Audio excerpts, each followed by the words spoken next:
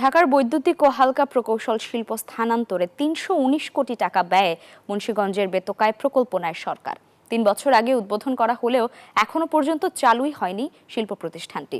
ব্যবসায়ীরা বলছেন, বিসিকের অপরিকল্পিত সিদ্ধান্তে আলোর মুখ দেখছে না প্রকল্পটি।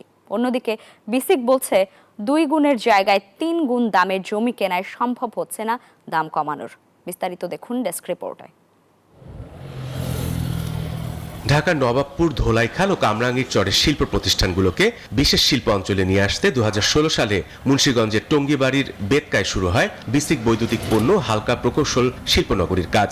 ৫০ একর জমিতে প্রশাসনিক ভবন, ডাম্পিং ইয়ার্ডের পাশাপাশি চালু করা হয় ২০ মেগাওয়াট ক্ষমতার সাবস্টেশন।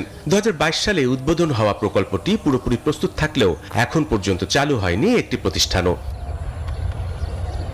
৩৬১ প্লটের মধ্যে ৩ বছরে বরাদ্দ হয়েছে মাত্র ২০টি। প্রথম দিকে ৭% একটি প্লট ৫৬ লাখে বিক্রি হলেও হঠাৎ করেই দাম বাড়িয়ে করা হয় ৬৩ লাখ টাকা। এতে আপত্তি তোলেন ব্যবসায়ীরা। সরকার নির্ধারিত যে মূল্য নির্ধারণ করা হয়েছে তা তুলনামূলকভাবে বেশি। যদি দামগুলো পুনর্বিবেচনা করা হয় তাহলে ব্যবসায়ীদের সুবিধা হয়। কর্মসংস্থান তৈরি করতে হলে বা উদ্যোক্তাদেরকে সাপোর্ট দিতে হলে যে ভর্তুকি দিতে হয় সেটাকে মাথায় রেখে করতে হবে। এখানে তো সরকারের ব্যবসা করার সুযোগ নাই। বিসিকের এই প্রকল্প থেকে রাজধানী ঢাকা সহ দেশের দক্ষিণাঞ্চলে রয়েছে সহজ যাতায়াতের সুবিধা।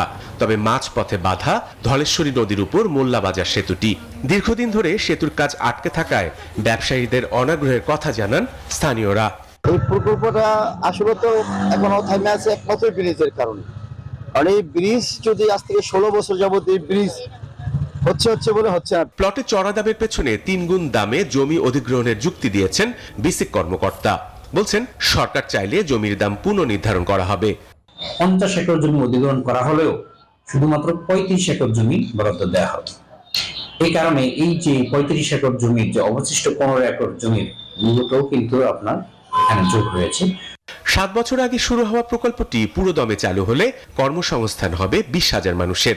এর সুফল মিলবে সার্বিক অর্থনীতিতে। Desk report, news 24।